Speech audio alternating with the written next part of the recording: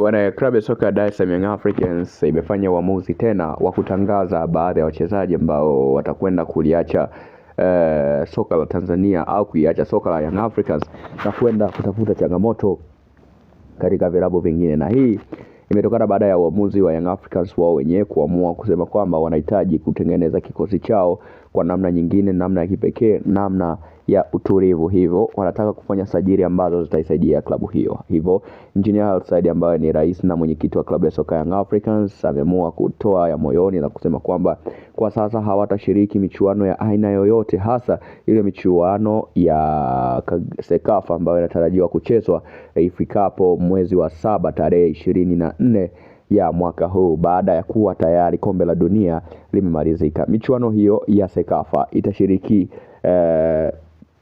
katika nchi ya Rwanda, ambapo ni timu 12 tu ambazo zitashiriki katika michuano hiyo, ikiwa hapa nchini Tanzania tutawakilishwa na Simba, Singida pamoja na Azam FC na klabu mbili kutoka Zanzibari. Azam haitoweza kushiriki kumradhi, lakini itakuwa ni KVZ na Zimamoto ya Zanzibari pamoja na Simba na Singida Black Stars. Hizi ni taarifa kutoka hapa. Sasa Young Africans wao katika sababu ambazo wanaziamini na zimejitosheleza ni kwamba wanahitaji kufanya maandalizi ya kutosha kwa ajili ya msimu unaofuata ili wakaijenga na kuitengeneza timu yao katika ubora wa hali ya juu mno. Hivyo mengine hayo wanaachia wapinzani wao waende wakafanye kuliwakilisha taifa hili la Tanzania. Hivyo Engineer Hersi ameitaka Young Africans na mashabiki zake kupeana support kwa kipindi hiki cha pre-season, kwa maana ya mapumziko ya kujiandaa na msimu mpya, huku wakiendelea kutafuta namna ya kutangaza wachezaji wengine wapya wazuri watakao kuja kuisaidia klabu hiyo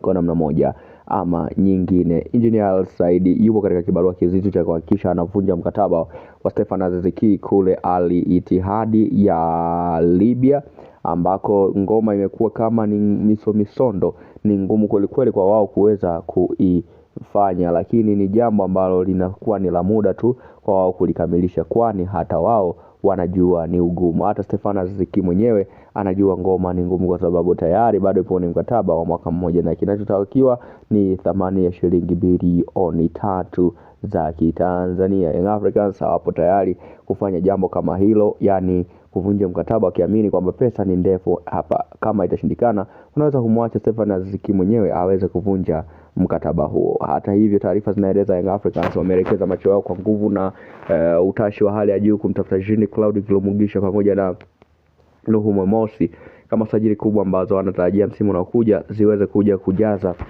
au kutimiza malengo ya kwao wao wananchi. Wananchi hawana jambo dogo, wananchi hawana swala dogo, wanaamini kile ambacho wanakifanya kina uhakika na kina malengo juu ya itikadi na michakato ambao wao wamejiwekea. Mpaka hivi sasa Young Africans ndio klabu ambayo inatekeleza na kutengeneza mipango yake kwa namna moja ama nyingine. Mpaka hapa klabu ya soka Young Africans inayo kila sababu ya kutekeleza mipango kazi na majukumu yake kwa namna moja ama nyingine. Taarifa za ndani zikiwa zinaeleza pia walishaenda Mamelodi Sundowns kugonga hodi kule, wakiwa wanamhitaji mchezaji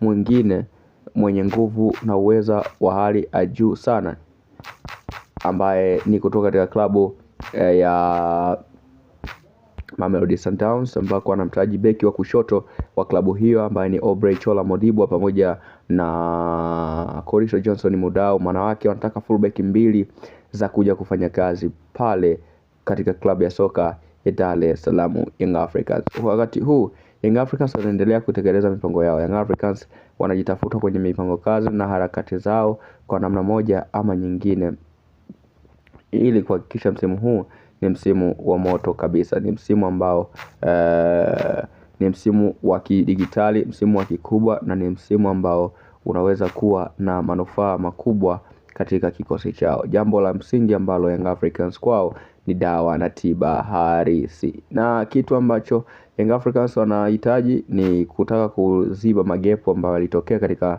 msimu ulioisha, wakiwa wanahitaji kurejesha heshima, kwa sababu usajili ambao waliufanya haukuweza kuwalipa kwa namna moja ama nyingine, au haukuweza kuwasaidia kwa namna moja ama nyingine. Young Africans washasimama kwenye mipango yao, Young Africans washasimama kwenye etiketi zao, na mikakati yao, lakini bado yale masuala ya kiusajili hajaweza kuwafeva kwa namna moja ama nyingine. Ndio maana raundi hii wameamua kufanya kweli ili wahakikishe kwamba msimu